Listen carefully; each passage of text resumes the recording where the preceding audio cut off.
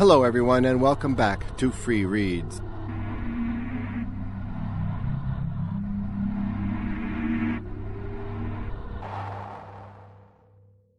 This summer, I've been attending a lot of conventions, and I recently participated in a couple of panels that considered what writers really want.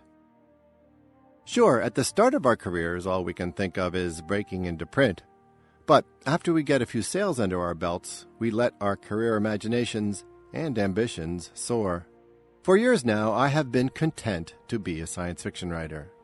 No, content understates my feelings about my career. I am pleased and happy to be a science fiction writer. But what bugs me is the prejudice that certain other writers and critics have about my chosen genre. Science fiction has won some significant battles, but the war for the hearts and minds of the reading public continues. For my part, in addition to writing as well as I can, I also would like to see more science fiction in some of the top literary markets, especially some science fiction written by me. So, here has been my not-so-secret lifelong ambition to break into The New Yorker. 20 or 30 years ago, I was making a more concerted effort to turn this trick. More recently, it has become less important to me. However, I thought Crazy Me might be New Yorker material, so I submitted it there before I sent it to my more traditional markets. For my pains, I got yet another rejection for my collection. But I am not daunted. One of these days.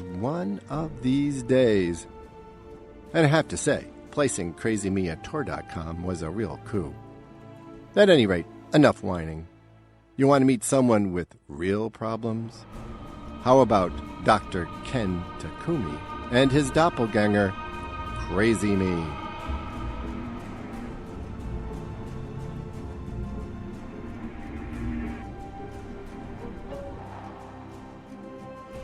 Amisha has decided to educate me about beer. Ben Stout, she says, finishing the pour. She sets the bottle down in front of me, then picks up her own glass, which is already full. It's from that brewery in Salem.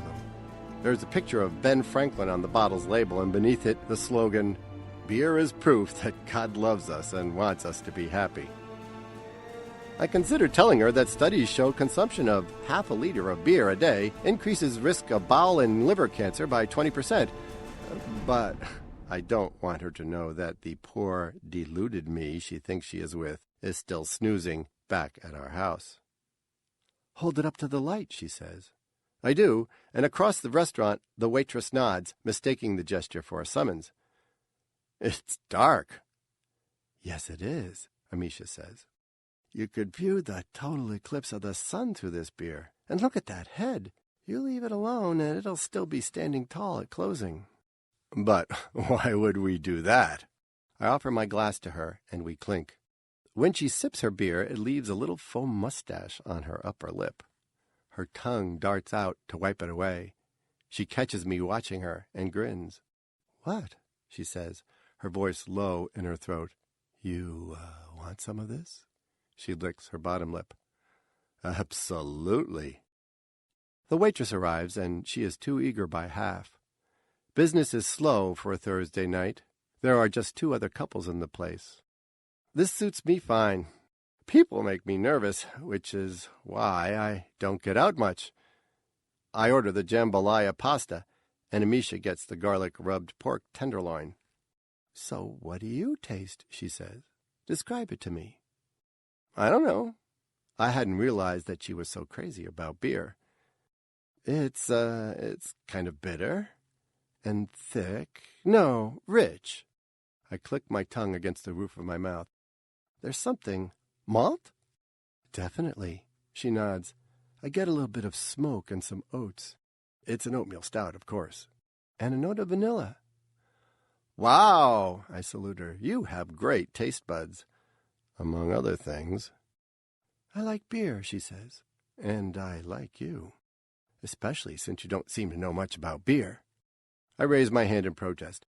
Beer is 4% alcohol, 6% unfermented carbohydrates, 0.5% protein, 0.5% ash, and 89% water. Okay. She cocks her head to one side and fixes me with an appraising stare. You've bought your share of sixes in your day.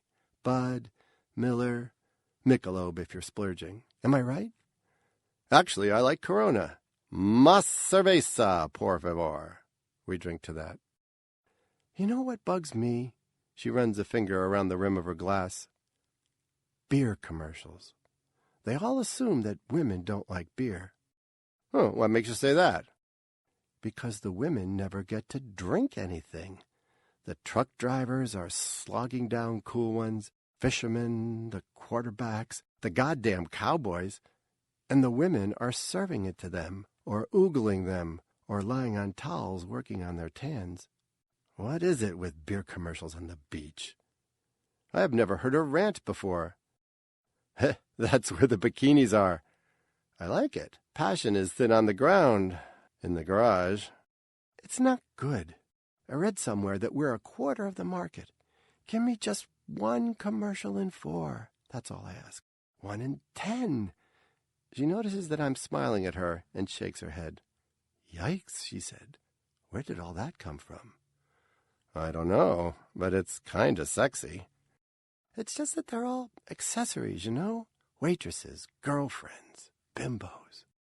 She reaches across the table and flicks her middle finger against the meat of my hand, as if I'm not paying attention. I am not an accessory, Doctor. How crazy is crazy me? That's a matter of disagreement between the two of us.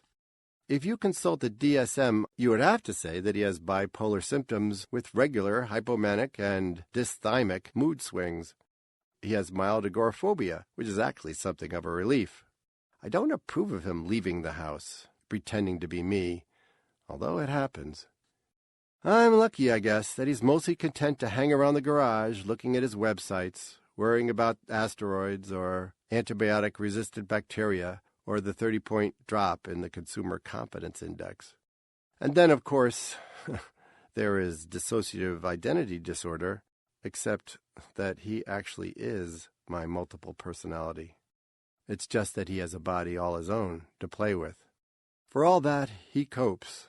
His computer monitor is his window on the world. He has a Facebook page and still posts to his blog, Kafka's Laugh Track.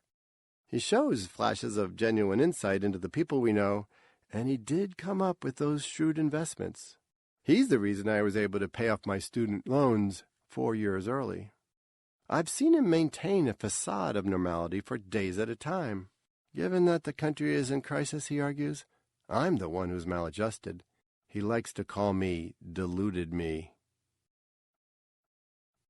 After dinner, we decide to cruise back to Amisha's house. The heat of the day has passed, so we roll the windows down.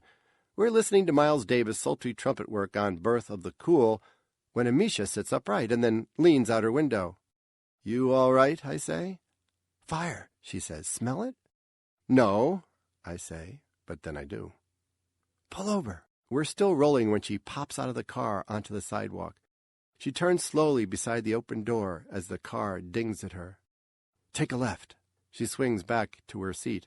I think it's down near the park. Is this a good idea? I say. If these are the end times, we can grab a front row seat. Her smile is so bright that it's scary. In the late 19th century, Grandview Street was one of the most coveted addresses in town. The mansions opposite Lowell Park were built as monuments to the style and wealth of the Gilded Age. In the middle of the 20th century, the park became disreputable. Then the wealthy packed up their Lincolns and caddies and removed to country estates. One by one, the great houses were carved up into shabby apartments. Now the neighborhood needed a shave and a haircut. 129 Grandview might once have been a jewel of Queen Anne-style architecture. Its asymmetrical facade is dominated by a brooding gable cantilevered over a rotten porch. The front door and the windows on the first floor are boarded up. Its fish-scale shingles had been green back in the Reagan administration. Now they are the color of bile. The fire is on the second floor of the abandoned mansion's octagonal tower. Through a dirty Palladian window, I can see tongues of flame licking at the interior. A clump of 6 or 7 people gawks at an old lady in a flowered house dress, who has stretched a garden hose from next door. The good neighbor sprays the tower, but the water just splashes against the window and cascades down the shingles. "I've never seen a house on fire before," says Amisha as she drags me toward the group. "Where's the fire department?" I ask. "We called 10 minutes ago," one of the onlookers says. As the fire climbs to the 3rd story of the tower, I begin to make out my companions. Their faces are wrapped in the golden light. Their bodies are shadows. "The hose isn't doing any good," someone says. Maybe it's me. It's certainly what I'm thinking. A kid breaks away from us, runs up to the old woman, and yells at her. She shakes her head. He stoops to pick up a rock and sets himself close to the house. "Don't!" The man is standing right next to me, and his shout slaps me in the ear. "You'll let it breathe!" Too late. When the kid heaves the rock, the entire window blows out with a crash. He thrusts hands over his head to shield himself as he dances through the shower of glass. "My God!" cries Amisha. "What was that?" Her arm circles my waist. I hear a gluey laugh to my right. "That window must have been pretty damn hot." Smoke billows through the jagged hole. "I read online somewhere that a house fire can reach 1100 degrees Fahrenheit," I say, and pull Amisha back several steps. Everyone in our group follows. "Where's the fire department?" asks a new arrival. "They called 10 minutes ago," says Amisha. 15, someone corrects her. The kid yanks the hose away from the old lady and redirects its thin stream of water, which disappears uselessly into the burning tower. He might as well try pissing on the fire. More and more flames peek through the smoke. The shingles directly above the broken window are scorching. By the time the fire department pumper arrives, 129 Grandview is fully involved in flame. Maybe a dozen fire chasers have swarmed from around town to witness the spectacle. Firefighters herd us back to the far side of Grandview as the first water cannons begin to rain onto flames, flapping like flags on the roof. The old lady who'd lost her hose is huddled on a lawn chair a few feet away. She is wrapped in a pink blanket and is humming tunelessly. Her tears catch the light. Amisha giggles. "It's a jack-o'-lantern, the house," she points. "Fire eyes and the mouth." She sways, and I steady her with an arm around her waist. She devours the burning mansion with her eyes. Her blouse is riding up slightly, and I can feel a ribbon of hot skin above the elastic of her slacks. She presses a hand to my chest in her excitement. She hasn't had that much to drink. I think it must be the fire that has intoxicated her. Now the windows in the 3rd floor of the house begin to weep as well. Drips of melting flame fall on the overgrown yews planted along the foundation. With a whoosh that sounds like the night breaking, the roof collapses and flings a galaxy of sparks into the sky. People clap. Amisha starts when my pinky slips inside her waistband. "Hey." "What?" I murmur. This isn't about the house anymore. Now the fire is on our cheeks. "Is this what I think it is?" she asks. "Rome is burning." 2, 3 fingers now, stretching. Let's fiddle. I want to nuzzle the glisten of sweat on her upper lip. "Here?" I push a kiss onto her ear and whisper, "It's dark in the park." Of course, this is a ridiculous and dangerous idea, but I am crazy with lust. I have been too long in the garage, so I guide her down Grandview. 3 houses in, we cut across a wild lawn and skirt a lost fence. The lot backs up to a mixed stand of hemlock and white pine. The park is dark, but the fire throws enough light that I can see to kick away the fallen branches that block our way. I unbutton her blouse and tug the straps of her bra down her arms. She yanks my polo shirt over my head and flings it over her shoulder. I'm going to need that back eventually," I say. "Eventually can wait, doctor." She licks beneath my eye. "My zipper is down." I'm kissing her breasts. My shorts are around my ankles. This is something deluded me would never do. She giggles. What if someone sees us? Well, then we'll charge admission. I'm on my knees. My face is between her legs. Then I let myself ease backwards. She's on top of me. There is so much clamor from the fire. Part of me is with her, but another part hears the screech of sirens, the bleat of horns, the sputter of police radios, and the crunch of the dying house. But when she breathes into my mouth, there is no past to regret, no future to fear. When we are finished, she rests on top of me and laughs. I can feel her laughter in my chest. It's catching. Is this you or crazy, Ken? She says. You can't tell the difference? I have to be careful here. Great. Crazy Ken is funnier. She wriggles her hips. You're sexier. Someone up at 129 Granville is shouting, Lower! Low! It's darker here than it was a few minutes ago. Maybe they have the fire under control. I'm wondering if I'm going to be able to find my shirt. I hear something moving close by and to the left. A twig snaps, leaves rustle. What was that? I spread my fingers across her naked buttocks, as if that might preserve her dignity. Squirrels, she says. Or raccoons. She props herself up and peers into the night. Or wolves. Arrgh! We don't have wolves here. No, she says. At least, not yet. I got my B.S. in biology from Ohio State and graduated magna cum laude from med school at the University of Cincinnati. I interned at Pennsylvania Presbyterian in Philadelphia and did my residency in ophthalmology at the University of Michigan's W.K. Kellogg Eye Center.